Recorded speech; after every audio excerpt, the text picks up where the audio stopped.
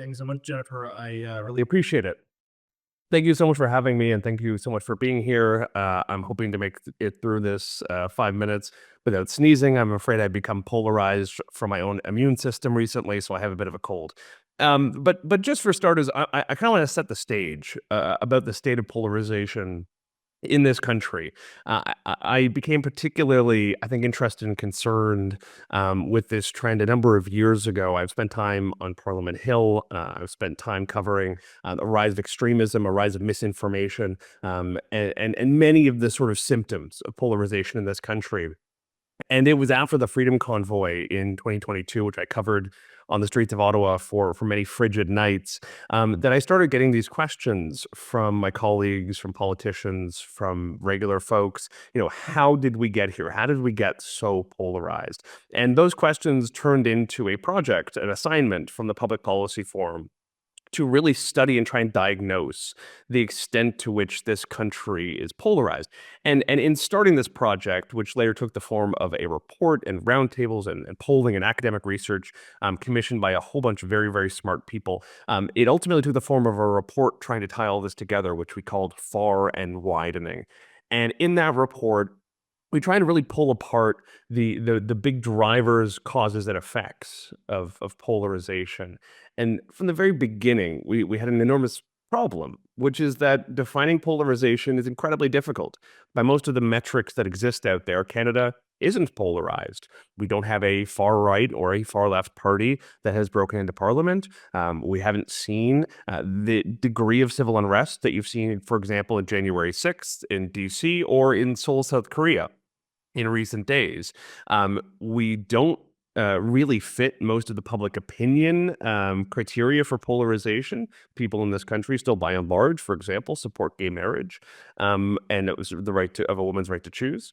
And so it became difficult from a definitional problem from the very outset. But the more and more we talk to people, youth across the country, politicians, Indigenous leaders, premiers, regular people, the more it became clear that everybody agrees that this country is polarized and they're experiencing it every single day.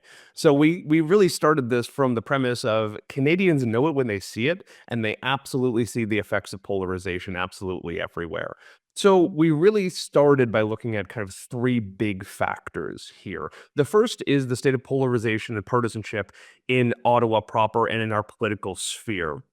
What we found was a clear bit of evidence that our politicians are becoming more aggressive with each other, that fundraising is driving our political parties into increasingly alarmist and extreme rhetoric, that there is less and less cooperation in Parliament than really probably ever before, at the very least, over the last 100 years. And in particular, we found an interesting data point for this, which was the increase in affective polarization.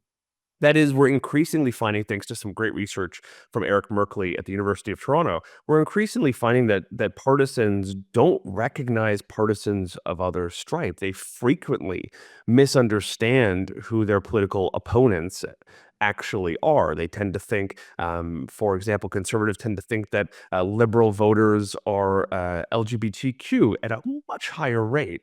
Liberals tend to think conservatives are evangelical Christians at an obscene level that is totally not reflective of the actual party. And these divisions are making it harder to actually recognize people from across the aisle and increasingly making people think in terms of oppositional rhetoric. Second to that, and increasing on that problem, is the rise of a polarizing social media. Increasingly, algorithmic platforms are driving us to celebrate and reward divisive and extreme content, language, and rhetoric, and it is at the same time defunding and de-incentivizing good journalism at the expense of increasingly polarizing, aggressive, non-factual, and even conspiratorial content, media, conversation, rhetoric, and analysis. And then finally, we take a long look at the pandemic and the ways in which the pandemic have supercharged those first two problems and made them even more intense and affecting than they would have been on their own. We heard from many people, including mayors of our major cities, politicians who have been in this game for a long time, and many youth from across the country that the pandemic, by keeping them inside, by rewarding conspiracy theorists, by defunding many of the shared spaces in which we normally congregate, made it so much easier to see enemies and conspiracies everywhere, including amongst our neighbors, including in our institutions, and really supercharged many of the ongoing dynamics that were already present in this country beforehand. Between these three things, it's very fair to say that Canada is a deeply polarized country today. To change this dynamic, to reverse this trend, it's going to require us recognizing that polarization is not something that is done to us. It is something we do to each other. It is the product of choices we make, and it could be choices that we make quite differently. And until we start making those choices differently, we're going to see the state of polarization continue to worsen, and we're going to see the state of our politics and our government and our society writ large continue to get worse. So with that, thank you very much, and I'll leave it there.